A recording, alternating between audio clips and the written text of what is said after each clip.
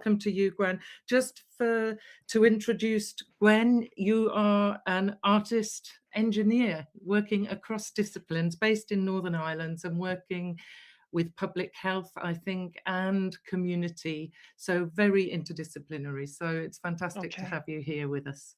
All right. Thanks, Anna. Okay, so I'll just share my screen. Hopefully can everybody see that? Yeah. Yeah. So as Anna said, my name is Gwen Stevenson, and I'm speaking this morning from a very controversial area called Ochnacloy, which is literally on the border of Northern and Southern Ireland. So we're in the we're in the vortex here at the moment. So today I'm going to speak to you about a particular project I've been involved in called the Heart of Living and Dying, which is a public health agency initiated project to speak about advanced care planning. As Anna said, I'm a practicing visual artist and I work across disciplines, across arts, technology, and social sciences. And my aim is to create art that has a long-term transformative effect and always trying to contribute towards positive change for a fair and more sustainable world. So I've more than 20 years experience in community and outreach based socially engaged projects across Northern Ireland. So that would involve art and health projects, peace building projects, community projects in disadvantaged and areas. And I'm commissioned by the Public Health Agency, the NHS local healthcare trusts, local councils, and various arts organisations that work here in Northern Ireland. But really, my aim in all my artwork is to engage people in such a way that it has a positive impact upon their own individual health, but also the health of their communities, um, and always looking towards trying to improve relations between communities here in Northern Ireland. So the Heart of Living and Dying is a work that I worked with through the trust areas and the public, the health agency. It's a 2-hour group process. And the idea is to get people talking about advanced care planning. It was initiated back in 2017. It was a pilot project to mark Dying Matters Awareness Week. And it was initiated by a senior social worker called Deirdre McKenna, who worked in the Southern Health and Social Care Trust, which is the area within which I live, and also the hospice services. So I had been working with the trust area and also the hospice services. And this was a project that was funded by both those organizations along with the public health agency. And the idea was to try and give the general public the opportunity to engage in advanced care planning conversation. So 4 years later, we're still running the events. I think we've had more than 40 events at this stage.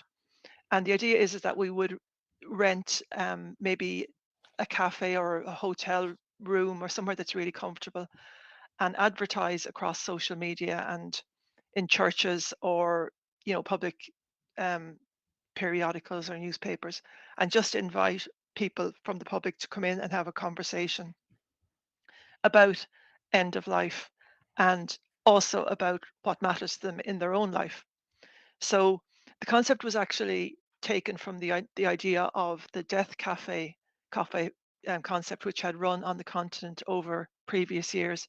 But we thought that was too hardcore, really, for us here in Northern Ireland. So we wanted to take a more gentle approach, where people would come to a safe space and talk about what matters to them in their living, and ultimately then how that applies to their dying.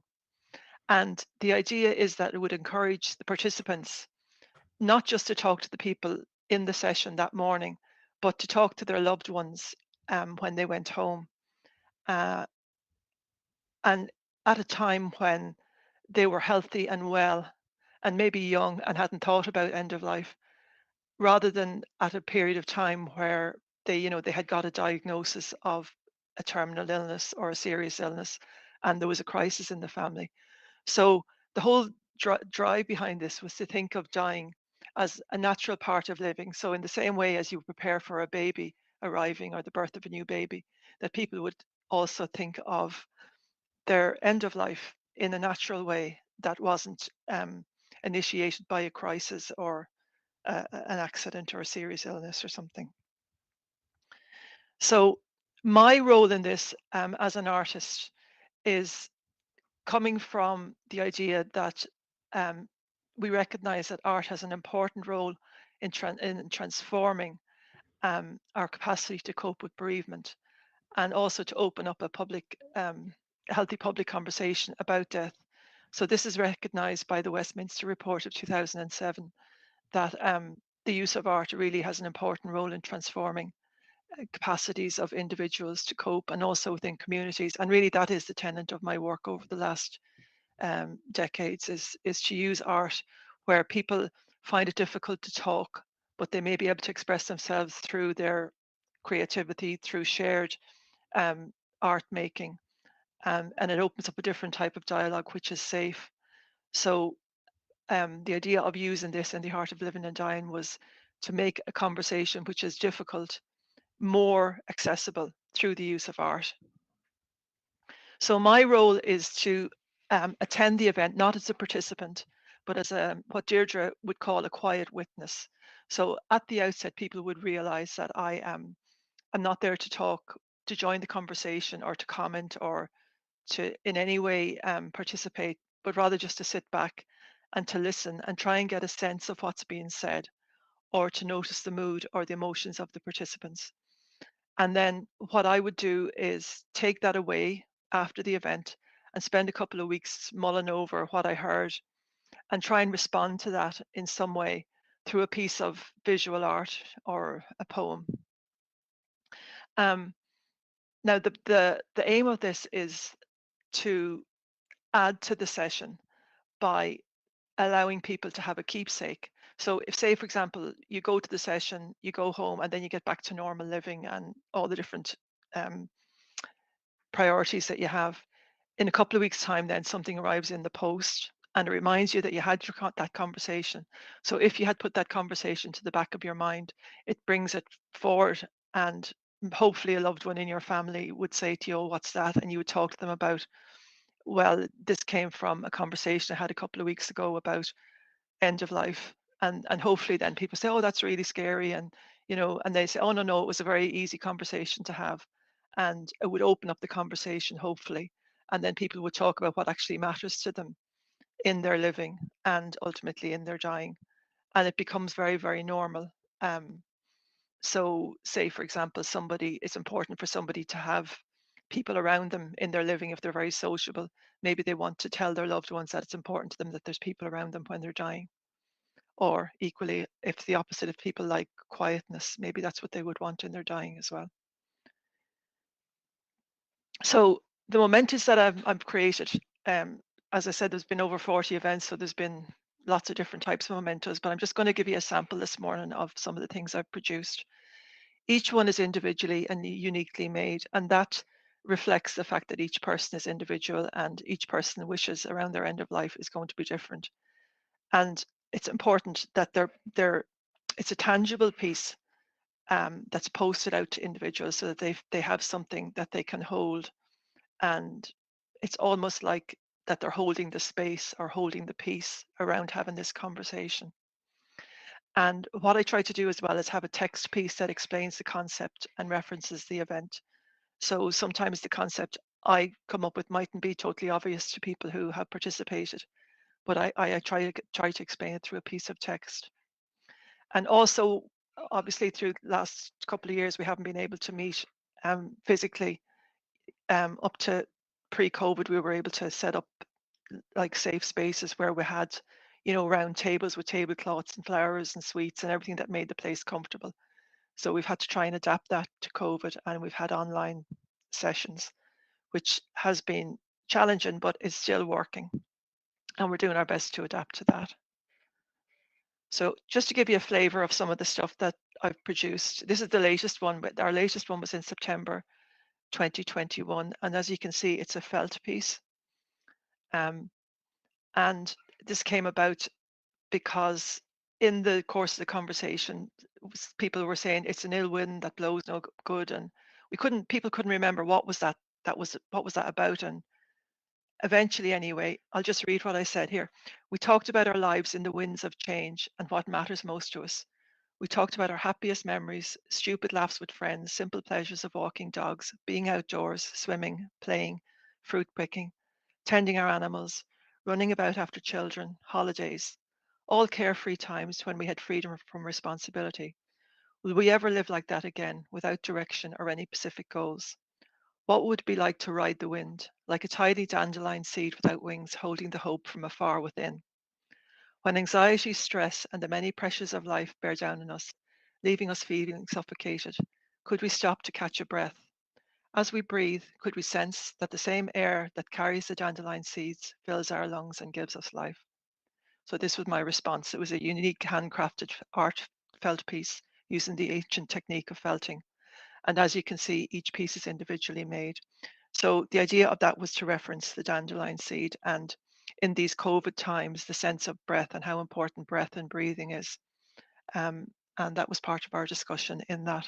So obviously, I'm not capturing the whole essence, the whole sense of the conversation or recording the conversation, but what I'm doing is capturing an essence of what had been said or looking for a creative idea to try and respond. So just a couple of examples here. This was another one. This was from December 2020, and it was our first actual virtual Heart of Living and Dying, our first online piece. And I talked about the unfolding journey. We talked about how life seems to unfold through us in a way that does not always fit our plans. We talked about our happiest memories and how they influence our present day experience. We want security and comfort, but know that everything changes. We trust that life is an unfolding journey and risk conversations about our own mortality. So again, this was in the context of COVID, where we were very unsure of where life was taking us, or our own journeys, or our own plans for our journeys had changed. So the idea of this art piece was to depict the life cycle of the thistle. And I had taken pictures that summer of the thistle over the course of the summer. And I looked for the symbolism, the flower symbolism of the thistle, which is an enlightened person, a person who has gained their crown. And equally, then within that, there's the idea of the thorn symbolism, a life that has adversity and has faced challenge. So that's a fold out book. People would get it and they'd be able to touch it and unfold it, and it unfolds into this kind of sculptural piece, but then flattens out. So the idea is that people would get the art piece and that they would enjoy it. Just some other examples. This was actually back in March 2020, and we called it Take Heart. So again, it's a felting piece, but the idea was to capture the essence of the conversations with it, which at that time captured on the centered on the importance and influence of our relationships, past and present. So the heart being the symbol, obviously, of relationships and love. And again, in COVID times, this tried to capture the essence of what was important when, for the first time, that we were separated from our loved ones, and that connection wasn't as automatic as we had always assumed. So again, each piece is different. This was actually expanded into to not just people who participated in the Heart of Living and Dying, but I made hearts for people who, at that time, it was the first time that people couldn't be with their loved ones in their passing.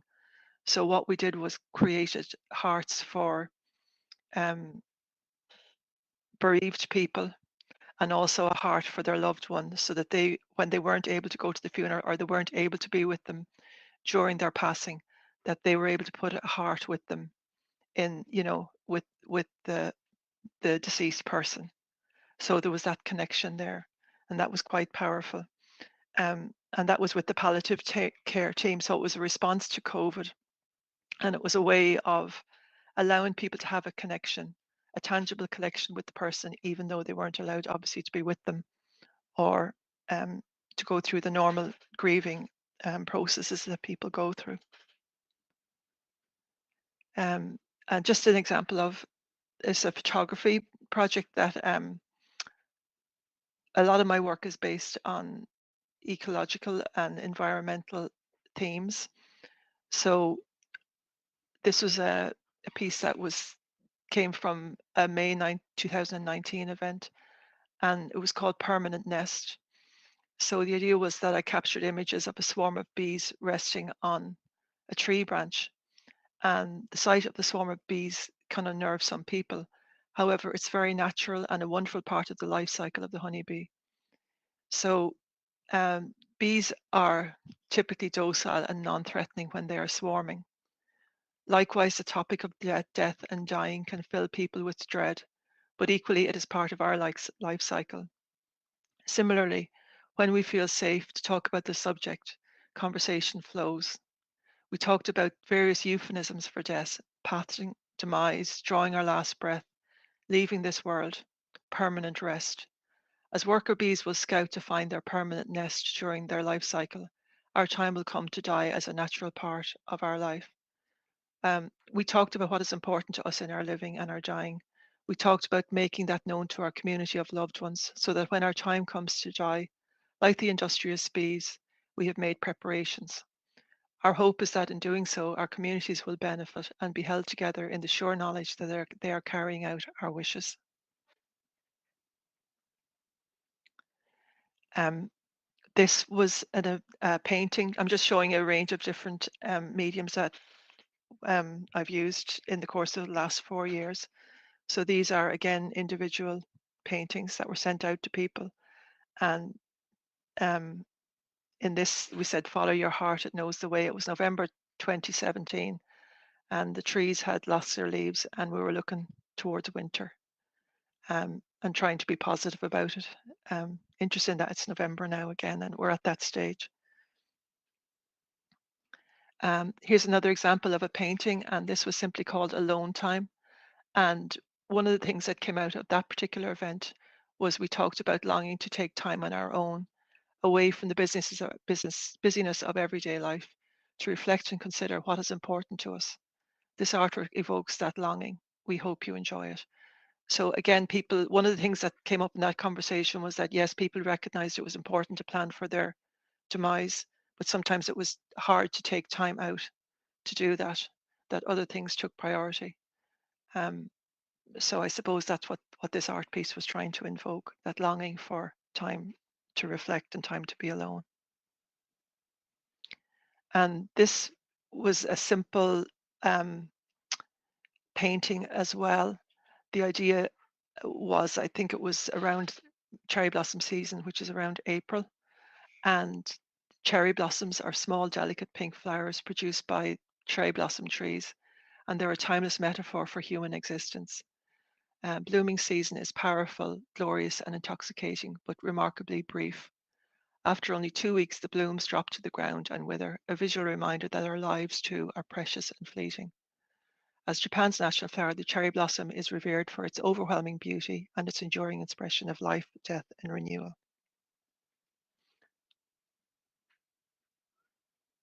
So, um,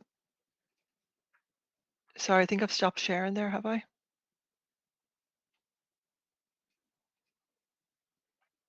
Okay, it's Am I working. still sharing? Yes, you are. Okay. Can you see feedback slide there? Yeah. Um, so some of the feedback that we've got from people are that people are delighted about receiving this memento in the post, that they've reflected that conversations about death and dying are often heartfelt. And as art is a language of the heart, it is wonderful to have that creative expression as a key element of the project and is now embedded in the workshop process. And here's some more feedback here. Um, the value of such a beautifully facilitated event cannot be overstated. The follow-up memento serves as a gentle reminder to make my wishes known and a genuine appreciation for my participation. Thank you. A very difficult subject that you want to put off, given our culture here in Northern Ireland, where we don't talk about stuff. Whatever you say nothing, all that kind of thing. So it's very important to have those conversations. It's important that the next of kin know what you want. Um, so, the feedback has been good. I'm just going to stop sharing the slides now. if I can. And now I wanted to show you a film which we've created. It's about 10 minutes long, Anna, so if I've gone over time, you can stop me. Let's see now.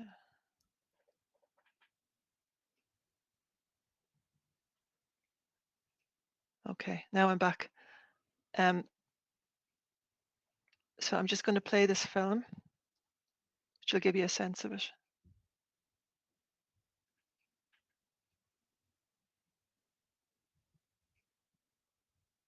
Gwen, if we can show 5 minutes of it, Yeah, is that okay? it's Because actually. you've got the controls, Oh, have I? Okay. I think. Yeah. Yeah, okay. So I'll come back in after 5 and stop sharing.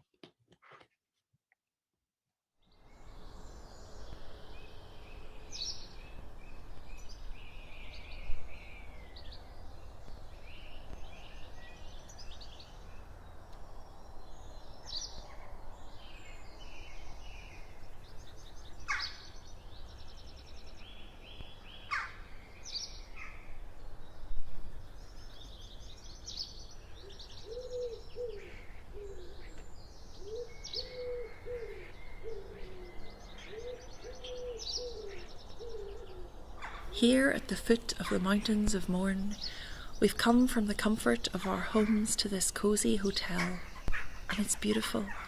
Just the drive here this morning would soothe the soul, all sunny, alive and full of spring, wee rabbits hopping on the green, and isn't life a precious thing when you think about it all?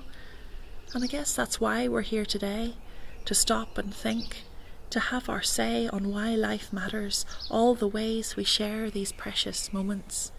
Enjoy the cool breeze on a sunny day, the journey, the lessons along the way. We all want to make the most of it. We all want to enjoy our time here, that bit of sun. But we're not just here to talk about life, not just here to talk about the easy, fun stuff.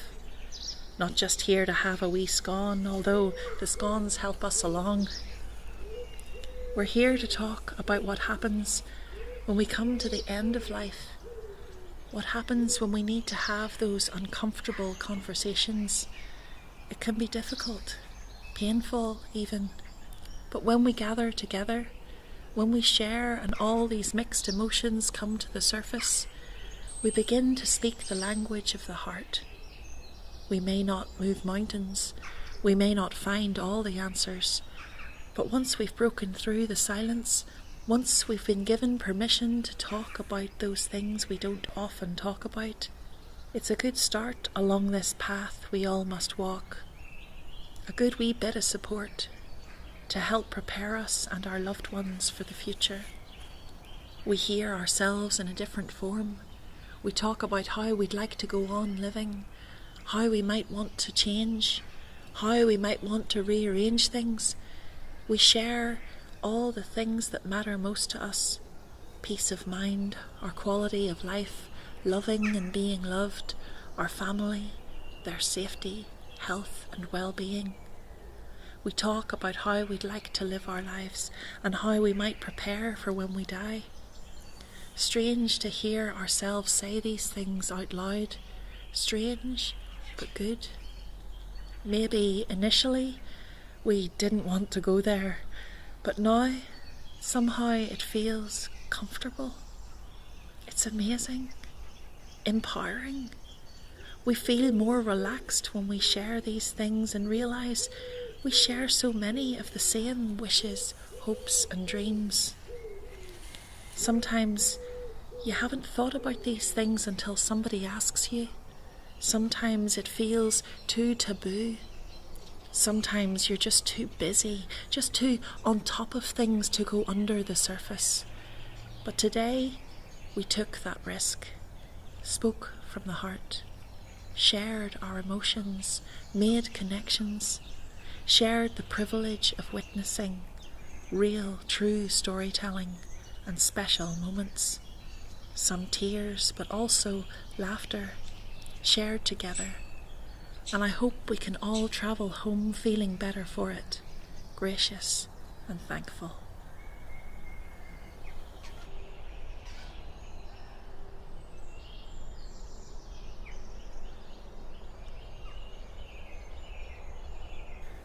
the bluest of skies above us today, the slightest breeze on the trees outside, and what a curious thing to spy for this audience of green, as I imagine what the trees might hear if they were listening in, behind these quiet windows in extraordinary conversation. Yes, human beings often stop over a cuppa, over a pot of tea, talk about the weather, stop and say, "How are you?" But how often do we stop to talk about that thing most of us would rather not talk about? The trees have got it down. They seem to be at ease with the process of living and dying. So many of us fret and fight it, but there are important things to be said. Important questions, when shared, become less difficult to answer. Before we know it, the conversation is flowing, and that dread we once felt melts in bursts of laughter and shared understanding. Much like the leaves of trees, we are every one unique, each to go in our own time and see those we have loved in time go too, some sudden, some slow, but most too soon. Painful, inspiring, here we are, complete strangers sharing from the heart of experience, hopes and fears, opening doors to share in time with family and enjoy the years together. Yes, I guess it might be nice to be a tree, maybe in my next life, but for now I'll make the most of this time and place, the bliss of a bit of sun and one more cup of tea, and I'll think of those that matter most to me and what I'd like to be remembered for. Love, passion, faith, integrity, courage, all of which I have witnessed here today.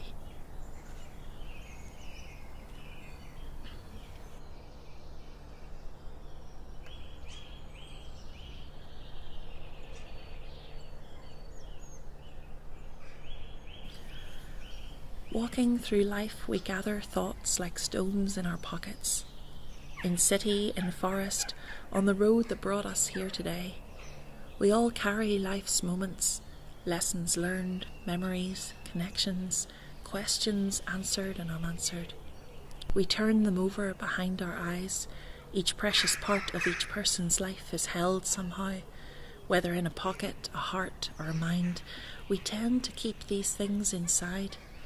Sometimes we share, sometimes confide in friends, but when is the time to really talk from the heart? It's not every day we talk about this. It's not every day we let ourselves take those stones out of our pockets, let alone share them. Some things feel too heavy to say over a cuppa. Imagine if next time someone said, "Oh, Kaya, how are you?" You replied, "Well, Mabel, I've been thinking about death." And yet, here we are today. As this rare bit of sun lights our way, we realise the value of this space to share. All of us gathered from different corners to share what it is that matters to us. We start by sharing fears, apprehensions, recollections of stories and things our parents said, times our lives have been touched by death. And surprisingly, it's not all bad. We smile as we talk. This is far from a sad discussion. We even have a laugh. This talking from the heart feels good. It feels real. Maybe we should do this more often. Amazing how heartening it can be when we realise we're all just human beings, and we all carry these hopes and fears and dreams, wishes of how we'd like to be remembered, concern about loved ones, family, carers and friends, all those we share a connection with. A risk, yes, to talk from the heart, among strangers no less, but a cup is a start, and a biscuit, and once you open up a bit, it can be miraculous, even poetic, to pause, sit back and reflect on what is really important.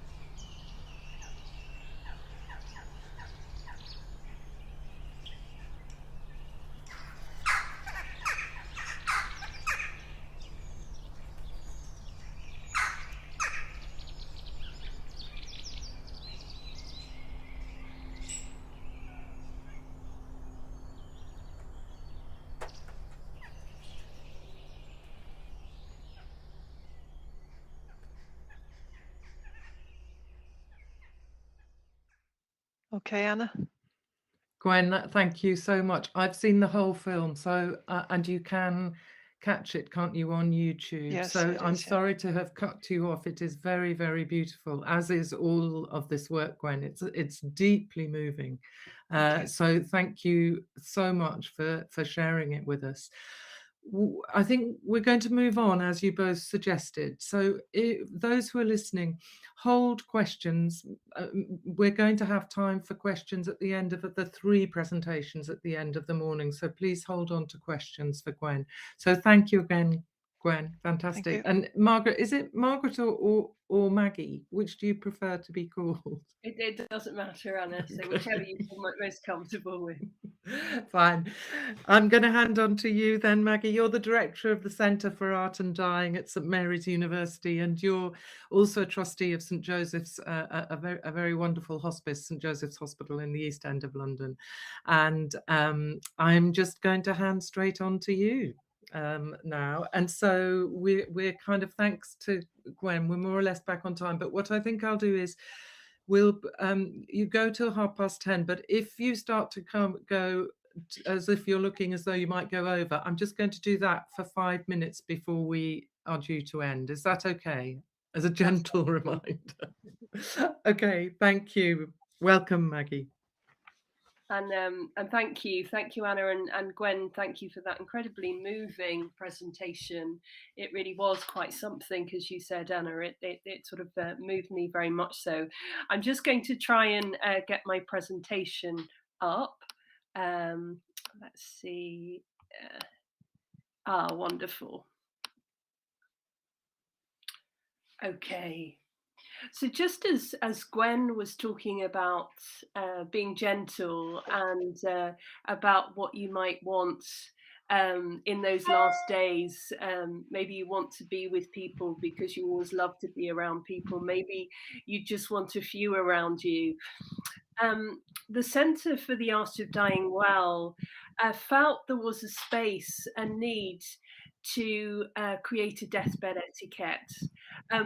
Before I move on, can everybody see the etiquette?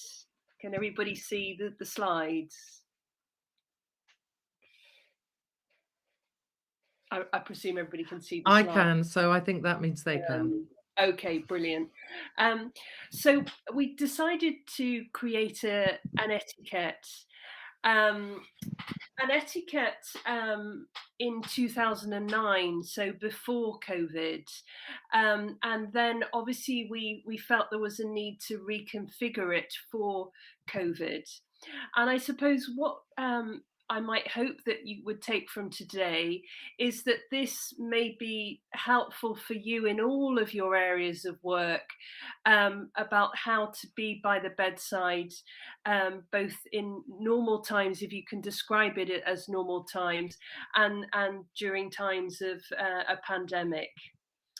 And why the needs, just as Gwen and the film highlighted, we know that death and dying is very often seen as a taboo, particularly in the UK, with people avoiding the subject for fear of upsetting others.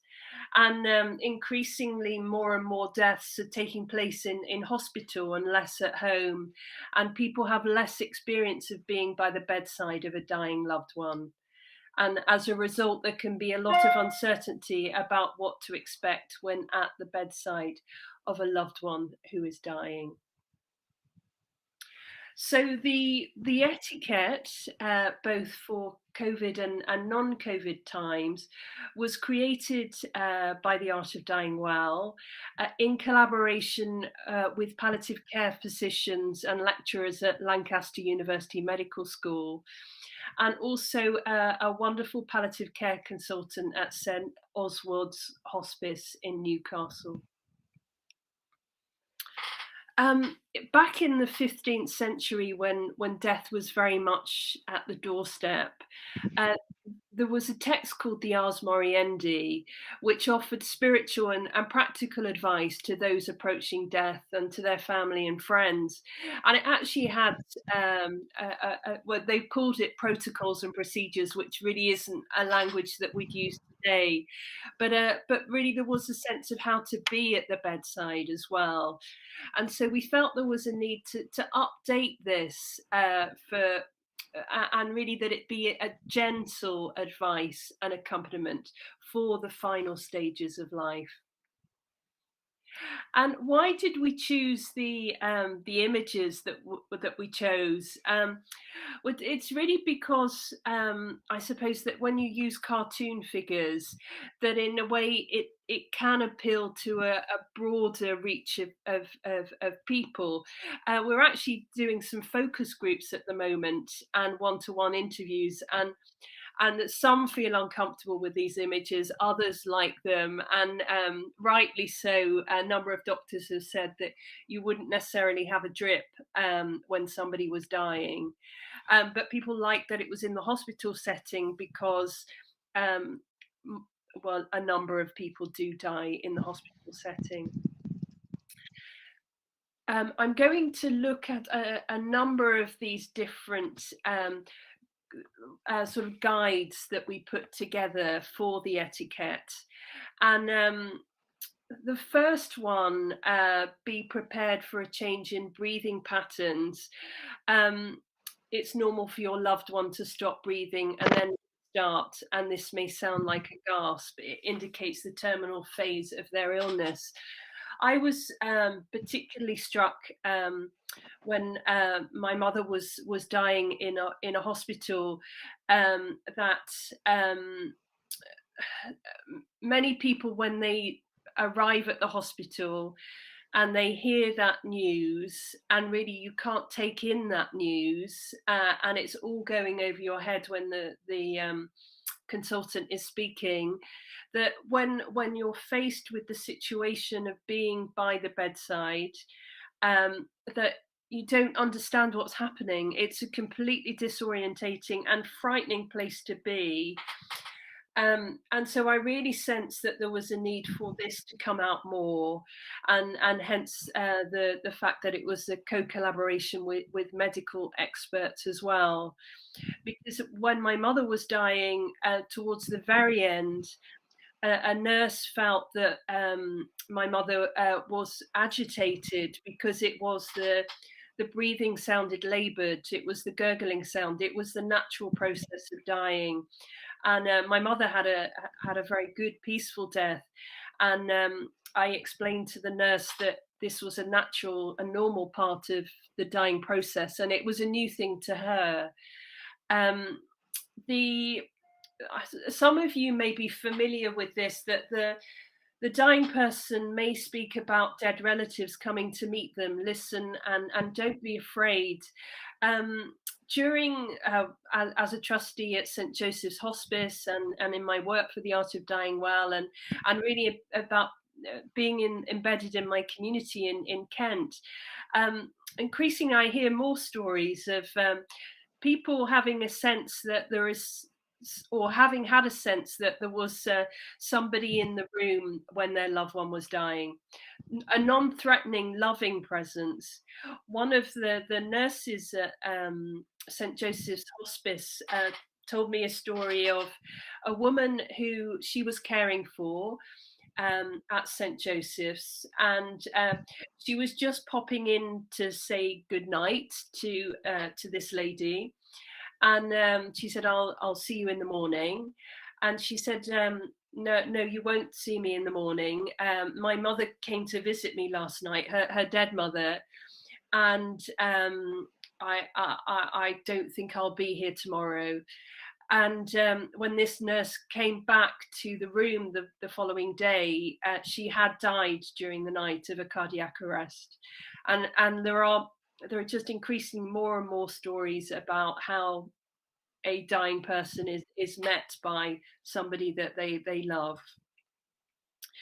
Don't be surprised if your loved one dies when you're out of the room. It happens a lot. I wrote an article for the Times about the etiquette, and this particular element of the article led to I received a number of beautiful letters as a result, and it made the pain of writing the article very worthwhile, because there was one lady who wrote that it had been 4 years since the death of her husband, and she had never been reconciled to the fact, because she had well, she was very tired and she'd just gone home to have a little sleep. He was dying in a hospice, and he had died when she was just having that sleep. And she said it was only after having read the article and having seen that this is actually quite normal that she felt more at peace. The other is reassure your loved one that they are free to let go. This permission is often taken.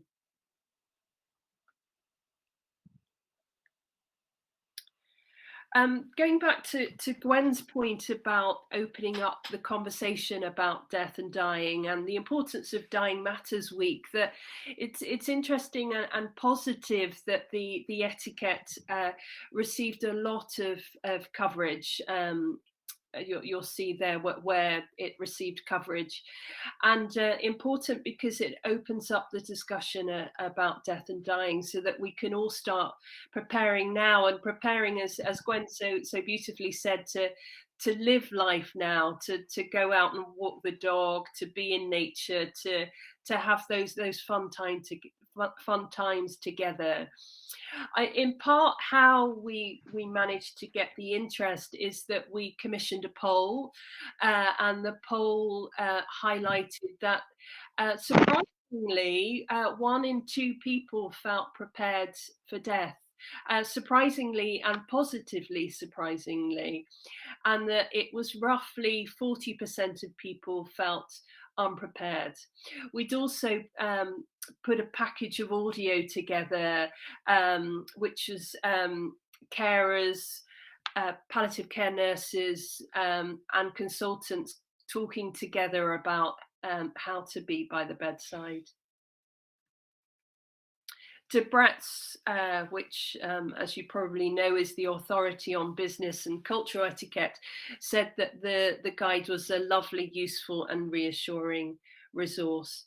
And this really struck a chord with me, because a wonderful man who is a hospice poet, he wrote a poem as a result of reading the etiquette. I am dying perhaps today. Listen well in this way of love.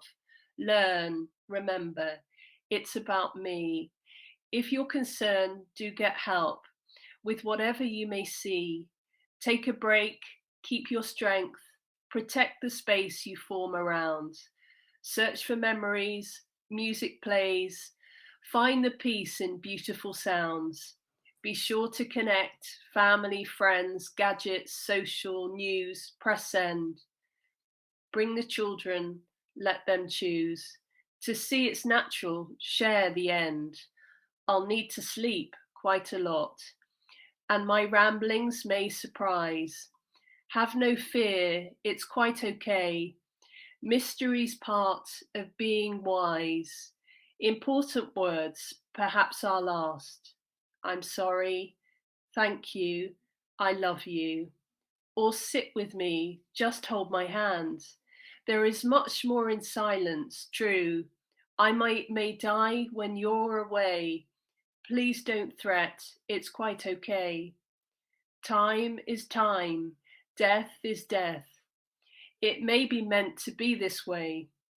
Like the way my breath will falter, my throat to make odd sounds. Be reassured, this is the way. The ending comes around. Now be brave and say goodbye. When it seems my time has come, you must accept I'm dying now. I'm free to go. You carry on.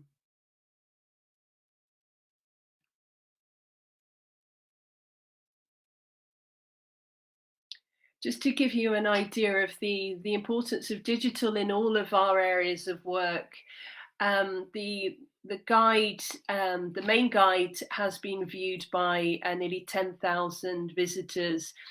We put together both an Islamic, a Catholic, and a Jewish deathbed etiquette, and you can see the figures there.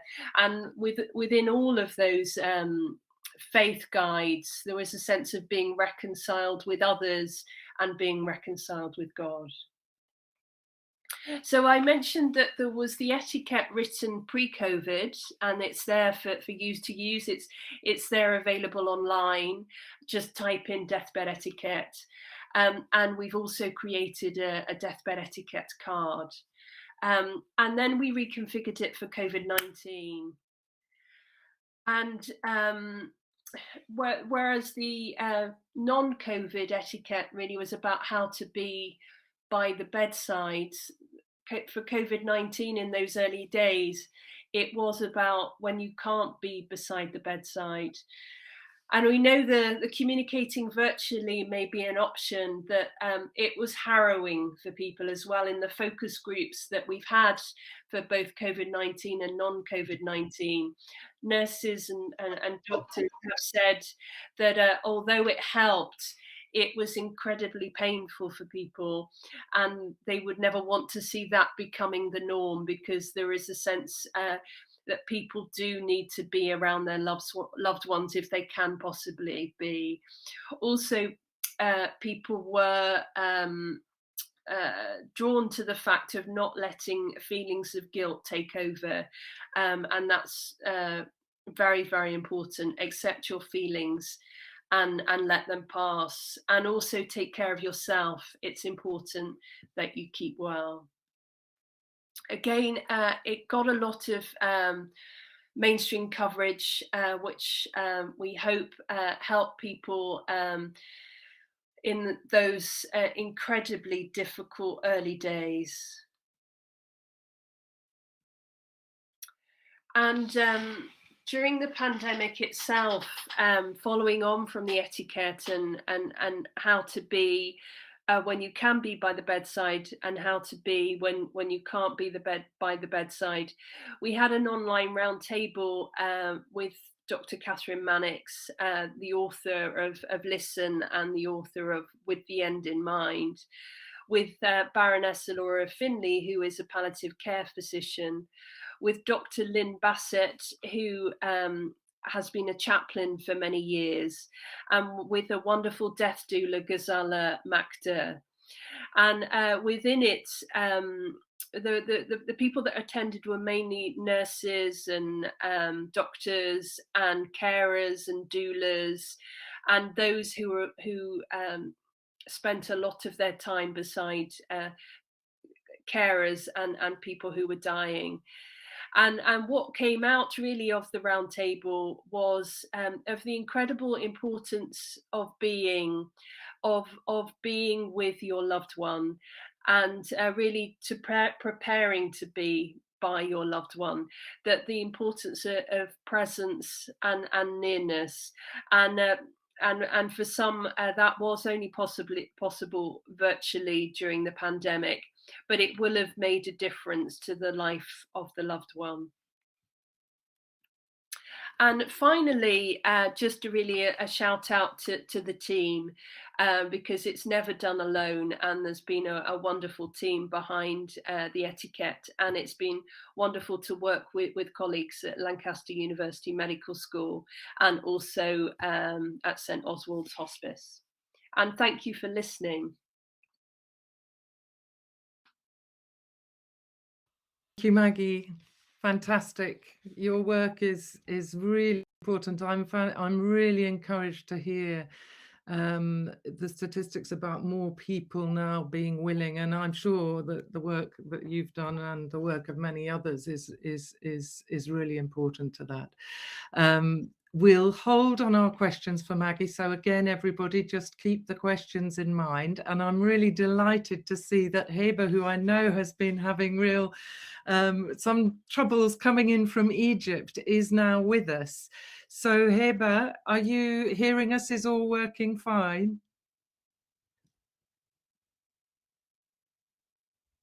You just need to... Yes, I can hear you very well. Yes. Perfect. Delighted to see you. Delighted to see you. Now Heba comes, she's the Associate Professor of Linguistics in Cairo, and she's currently working on an archaeological history of the sacred Mecca or Makkah. And you're here to talk to us today about death and dying in the Islamic context. So Heba, what we've done is everybody has just spoken, and then we're gathering questions for everyone towards the end. Okay. So is that okay with you? And what I'll do, it's 10:20 now. You'll have about 25 minutes, and 5 minutes before the end, I'll do that. And then we'll bring it to a close and have about 15 minutes to ask questions and talk with you. Okay. Is that okay? Okay, Yes. over to you, Heba. I will hear you, but so if you have any problems, just speak and I'll be there. Okay. Over to you. Okay, thank you. I'm just opening the my presentation, and I'll be right back with you. Okay. Good afternoon, everyone. Glad to see you and glad to be here with you. My title of my presentation is. Can you see the presentation, or I need to share the? You need to share the screen. We can't see it yet. Good morning. Dear professors, doctors, ladies and gentlemen, the title of my presentation is Parallel Lives, Life Beyond the Barrier, an Islamic Scientific Perspective of Death, Eternal Life and Dreams. The presentation discusses some Islamic death concepts in relation to modern science or the fact that the dead person can hear and see.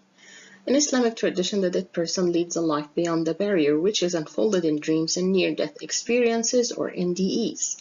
The relationships with the dead continue in the form of dreams, hence a selection of personal and historical dreams from traditional books of dreams is given. Death concepts in Islam, first in Quranic verses. In the Holy Quran, we have a description of an immediate life after death. For example, the situation of the Pharaoh of Moses and his people.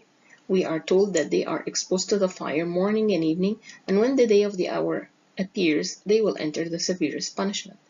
Here we have two situations. One of them is a current one, which is shown also by the temporal reference of morning and evening, though they may not be similar to our earthly ones, and the other situation would be at the day of the hour. In another verse, we learn about the state of the infidels killed in the Battle of Badr against the Prophet, where the angels were striking their faces and their backs. In the following Quranic verse, we have a depiction of the afterlife of a believer who was slain by his people. Where it was told to him, enter paradise, he said, I wish my people could know of how my Lord has forgiven me. Hence, this states that at the same moment he was talking, he wanted his people to know about his status in order to change their attitude. In other verses, we learn that the martyrs are alive and rejoicing in what God has given them. In other verses, we have description of the time of death, in which the dying person's eyesight becomes sharper. In the chapter on Qaf, verses from 19 to 22, we have that description. The intoxication of death will bring the truth, and then we have removed from you your cover, so your sight this day is sharp. This may entail seeing other dimensions that were not accessible before. There is a barrier between the living and dead in the chapter of Al-Mu'minun. Death concepts in the hadith or sayings of Prophet Muhammad. In a saying of Prophet Muhammad, we learn that when a person dies and his companions return, he even hears their footsteps, and then two angels come to ask him some questions. In another saying, he said that he hears the sound of their sandals. In one occasion, Prophet Muhammad was talking to the infidels killed at the Battle of Badr, stating they hear quite clearly. This entails an active hearing faculty. In their graves, according to the Prophet, people are either tormented or rewarded, and he also said, you will be tested in your graves. In a hadith, we are told that the dead person will have a wife and a family. So Prophet Muhammad offered the following funeral supplication. Give him in exchange a home better than his home, a family better than his family, or a mate better than his mate, because there are no single persons in paradise. Moreover, he said that the dead wait for the loved ones, and once they see a soul of a dead person approaching, they inquire about their relatives and their loved ones. Modern scientific experiments on death. I will refer to some brain experiments which possibly correspond to such Islamic concepts. Researchers at the University of Michigan conducted an experiment on 9 rats at the moments of their death. Published in the Proceedings of the National Academy of Sciences, the researchers noted that after their hearts ceased, the team measured a sharp increase in high-frequency brain waves or gamma oscillations. These pulses are believed to underpin consciousness in humans, and the pulses were even higher at the moments of their death. The second experiment by Noble and his co-workers at the University of Washington. They observed that long-dormant genes can be active for hours or days following the death of an organism, and they conducted their experiments on fish or mice. When Noble and his team published their findings, Whipple and his team were working on tissues from human donors, and the results did not come as surprising to them because they also found that genes become active from 6 hours post-mortem up till 24 hours.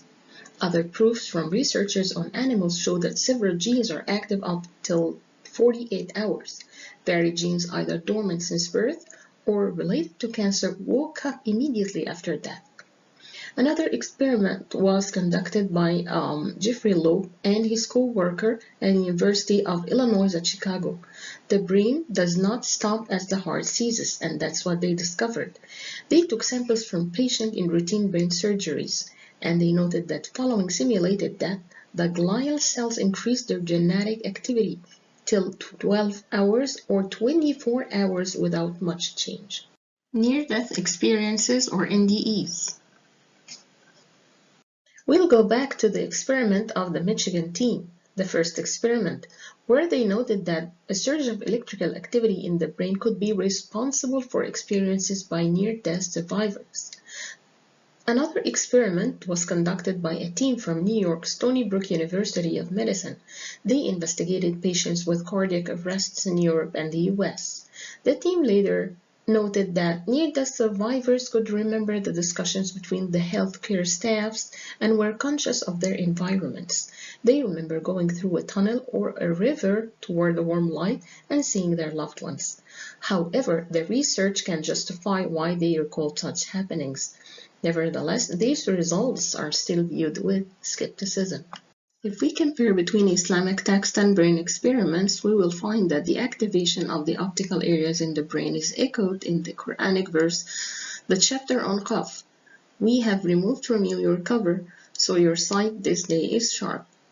Hence, the eyesight becomes sharper as iron at the moment of death, where it is mentioned in the verse as iron. Moreover, the active hearing of the dead is stated in the hadith of Prophet Muhammad. Regarding Islamic text and NDEs, a number of near-death survivors said they saw their loved ones, and in several NDEs, angels feature as guides. In both Quran and Hadith, angels talk with the dead, and one's relatives come to see them. Dreams.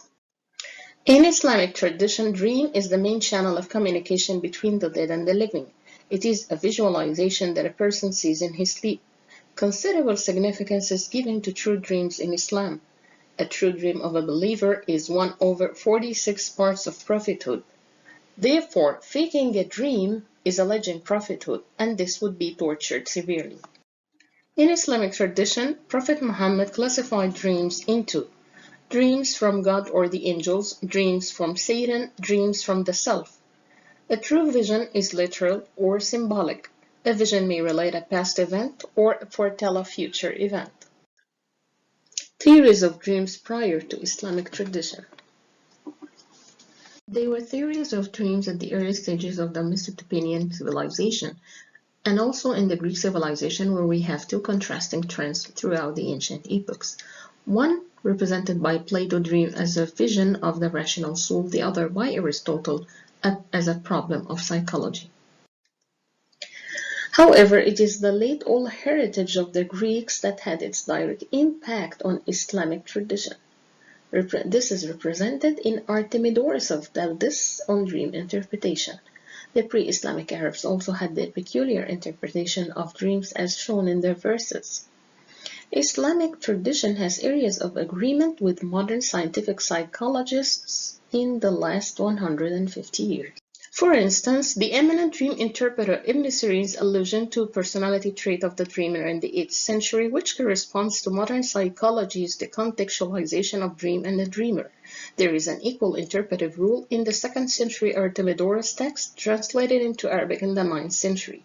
At this stage, there was Islamizing of ancient Near Eastern, Biblical, Greek, and Asian theories of dreaming, alongside with concepts from the Quran and Hadith.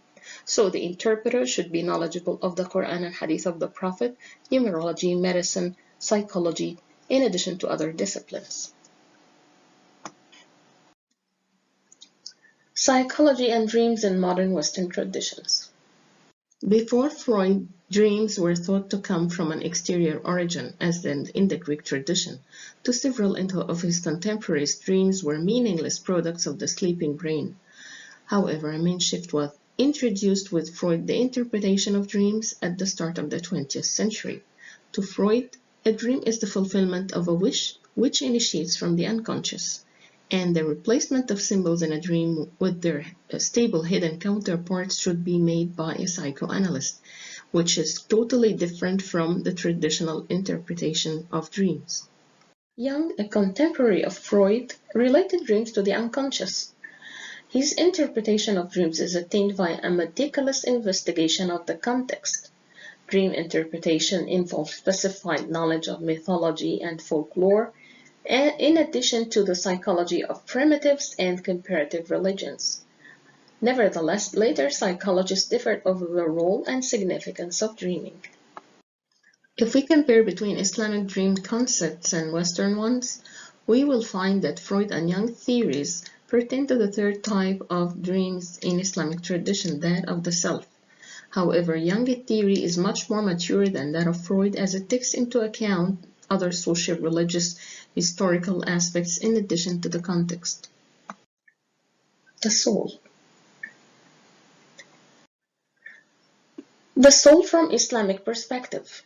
It is the soul that sees through visions.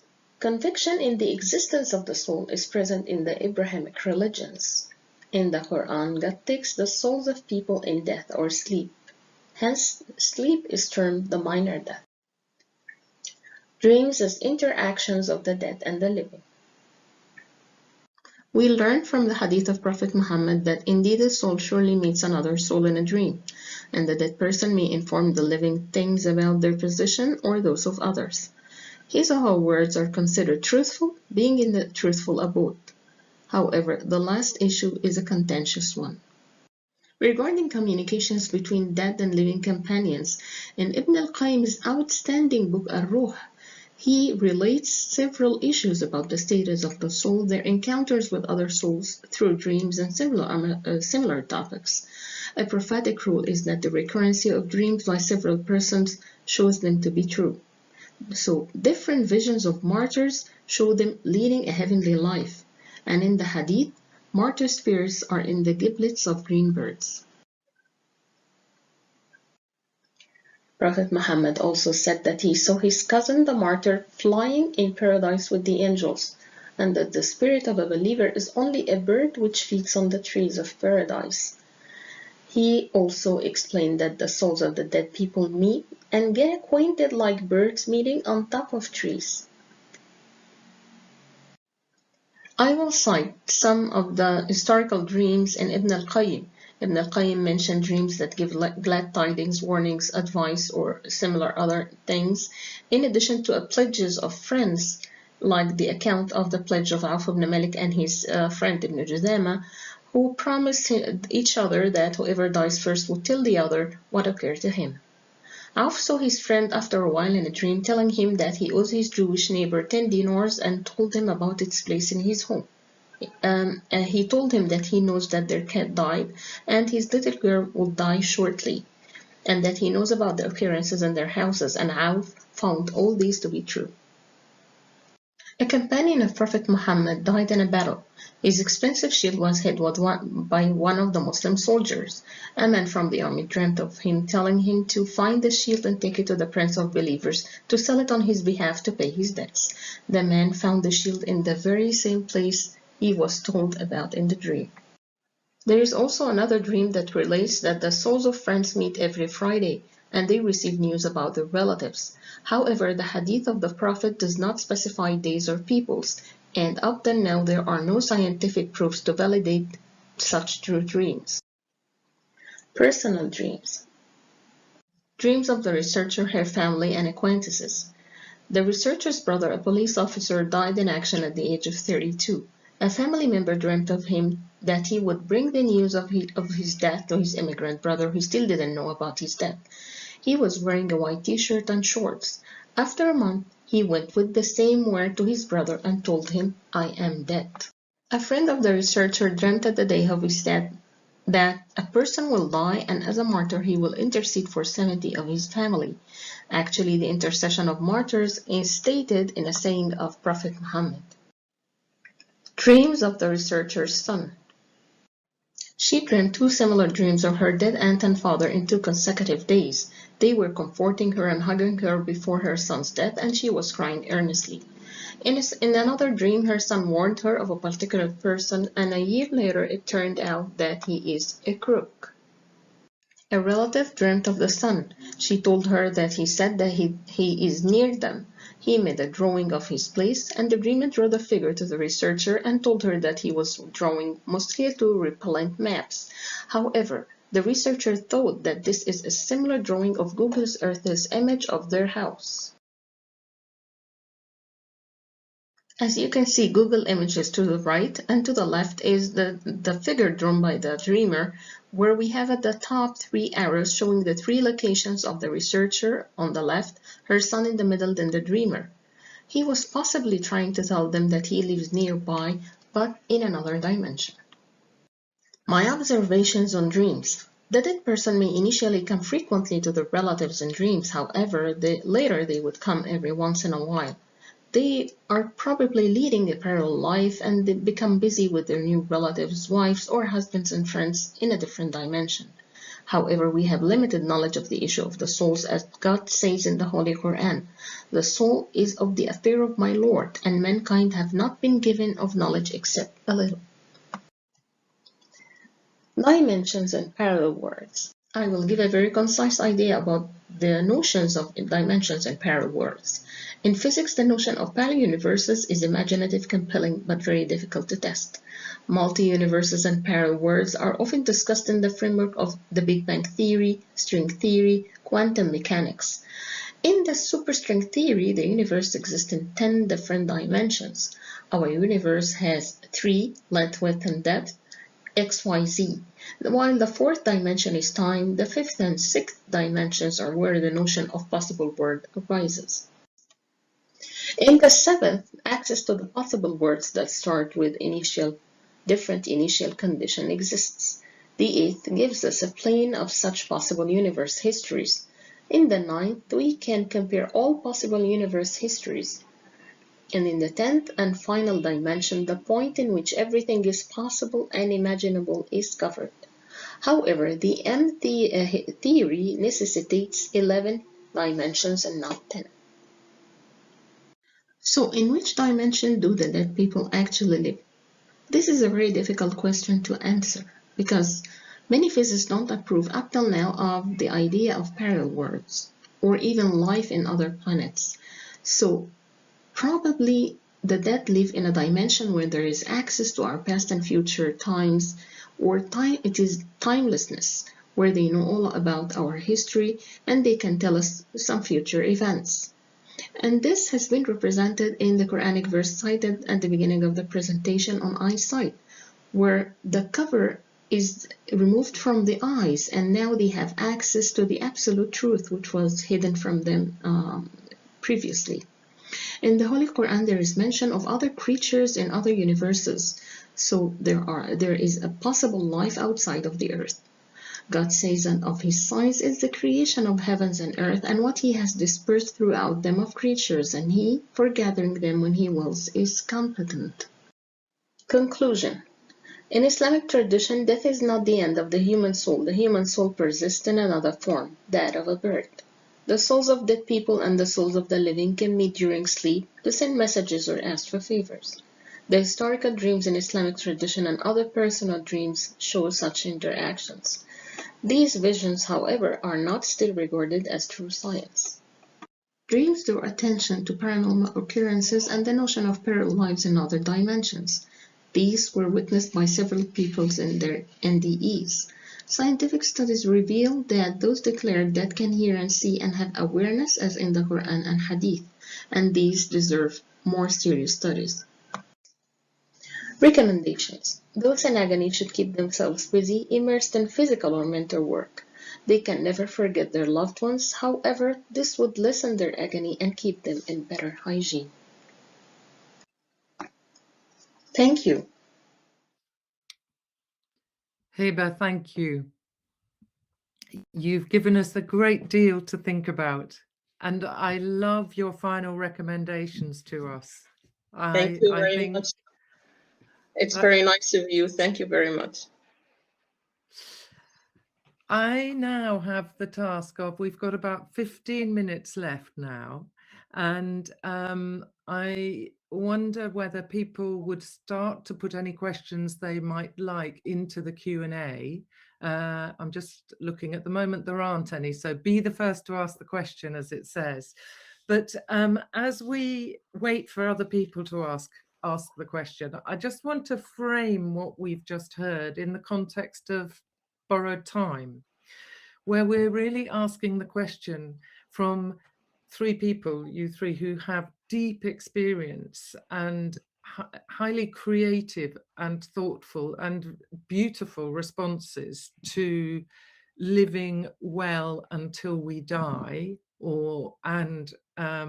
I wonder what that can teach us about living well and living sustainably in the context that we are talking about now, in the context of our ecology.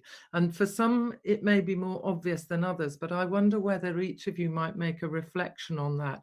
What has your experience, what has your work taught you about living well and living sustainably at this particular moment in our history? I don't know whether someone would like to go first.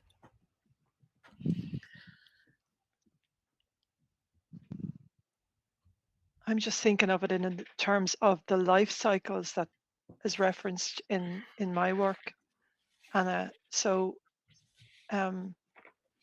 in the same way that when we look at how bees have no awareness of anything outside, as far as we know, they've no awareness of anything outside what they need to do their work. And in the same way, I suppose I feel thinking about Heba's presentation, that we as human beings are very limited in our understanding of our existence on the planet. And it's much, my feeling on it is that it's much more limited than we realize. So in terms of sustainability of the planet, I suppose if we as human beings can realize that not only have we a limited understanding of our own existence on the planet, but our own existence in the entire universe and even in parallel universes, that we actually are have much more less control than we give ourselves credit for. Mm-hmm. And that there are other dimensions. And Margaret referenced that as well in terms of that beautiful poem that the poet in residence came up with, the idea of that there's a certain space there where we die, and then where people are left and people must go on. And I suppose for me that's the essence, is that when we pass through this world, the planet will survive and will exist in a different form for us, but it will move on depending on it. You know, when in other words, when human beings pass through this world and move on, either as individuals or as a collective species, the Earth will survive. It's just how, in some form, and I suppose I feel like it's our job to try and leave it in the best way possible. So in the same way as we try to live well, we try to die well, and we try to leave a legacy that leaves something for other people. And that's the last question we ask in the Heart of Living and Dying is, what would you like your legacy to be? Yeah. You know, and often people will say, well, I want to be known as a kind person. I want to be known as someone who's made a difference.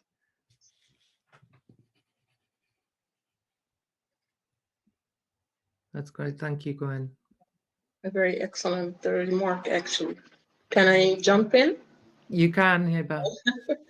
Well, actually, speaking from my own knowledge, we do have really a very limited knowledge, not only of the outside universe, but even of our universe.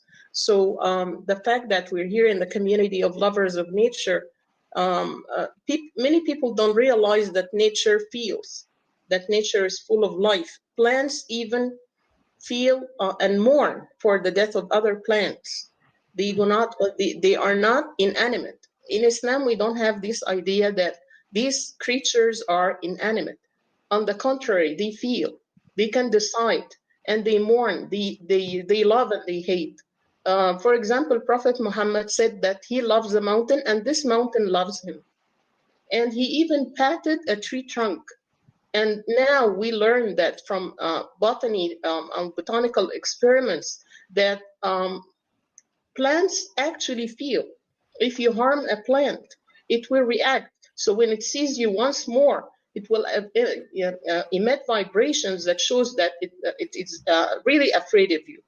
So we should try to be more good at our relation with nature itself, because nature has given us a lot, but we're not that good to it.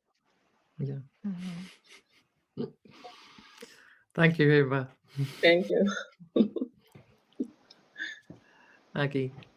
I suppose what I'm thinking about is how the drivers that are within ourselves and that drive society, and that we try and check them in every day, are the drivers for power, for honour, and for money. And ultimately, if we need and have to live sustainably, then it's, I suppose, we can only begin with ourselves, that the more daily that we check ourselves in and think, well, actually life is so short. And as Gwen again so beautifully shared about walking the dog, about being by the beach, about doing what you love in nature, and being more drawn to that side of our nature than the other, then that will build up a better life within our homes, within our communities, within our worlds. And so it starts with ourselves living sustainably and choosing the good rather than the other side of our ego that we all have. Thank you, Maggie. Now, I haven't got any questions yet coming up, except for one about whether you are prepared to share your slides, Hiba, particularly with the references in your slideshow. Of course. So the answer to that, June, is yes. Yes, of course. And Rachel, I have a question from Rachel, which is, hi all, thanks for great presentations. Hiba, are there references in the Islamic tradition to visitations of the dead to those imminently dying that Margaret mentioned, other than in dreams? Well, actually, I'm not aware of that. We don't have, very obvious text about this, but we do know that they know about the occurrences that happen in our houses, and they can see us. They know all about us. And if this is so, they may have access to our houses or come in visitations. But from the Islamic point of view, I'm not sure that there's anything else except of the text that I cited. at least for now. Well, Yeah. thank you. And then I have a comment from Richard. As we were talking about this morning, as someone with a flaring disease that occasionally brings me feeling near to death, one of the ways of not letting that disease become me, I perhaps focus on living well and supporting others. So I think that relates very much to Haber's, what you were saying to us at the end, to Yes. yeah. To And be kind. then I have another comment here from Rosie. Maybe we can draw hope from this as we face mass extinction, that somehow some part of us in this interconnected world lives on. The true self, ? Thank you, Rosie. Hang on, I'm just looking down. Things are still coming in. Yes.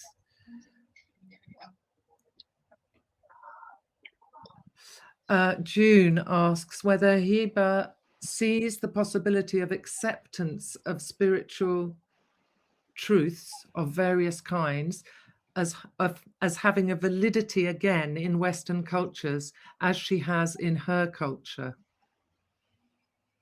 Pardon, I don't think I get that quite clearly.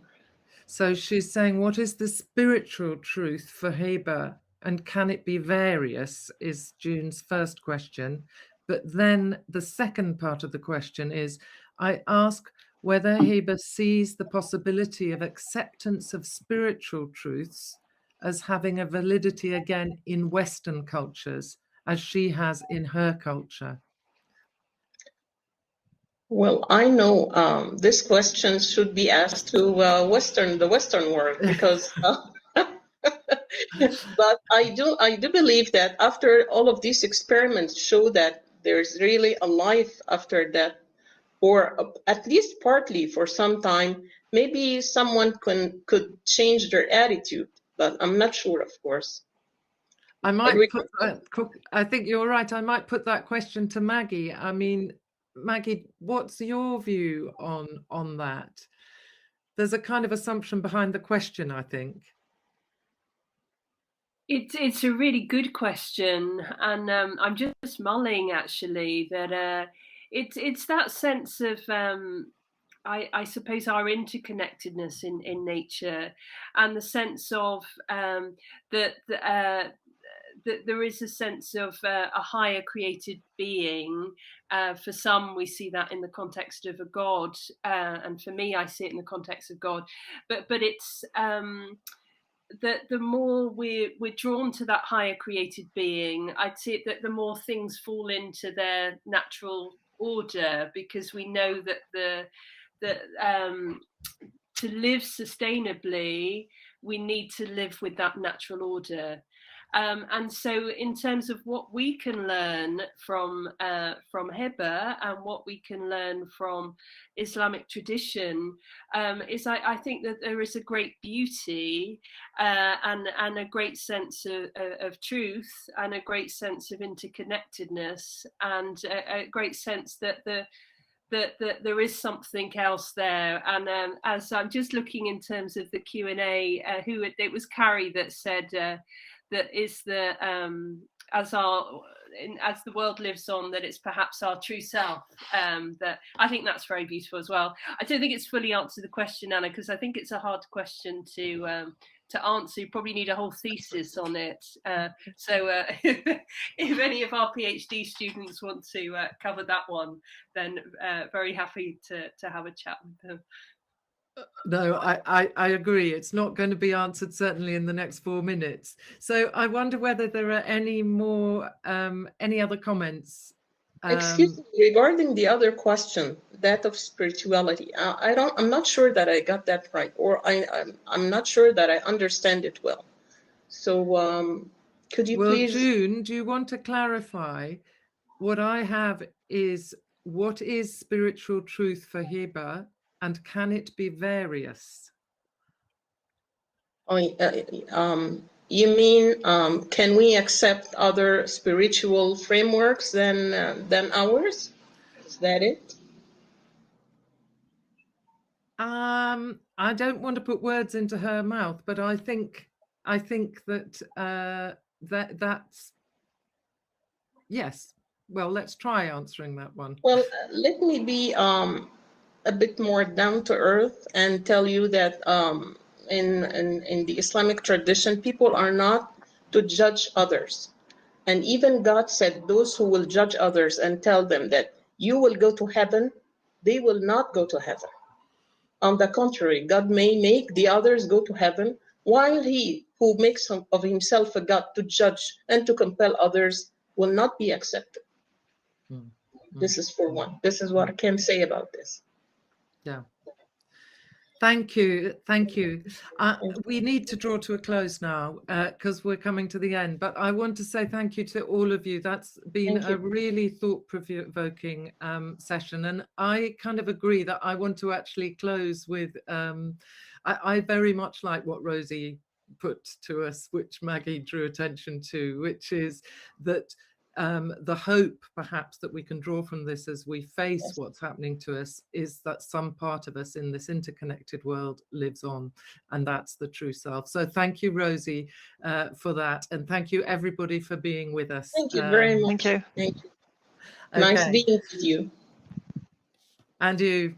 Okay, bye-bye everyone. Bye-bye. Bye-bye. Thank you very much. Bye. Bye. Bye.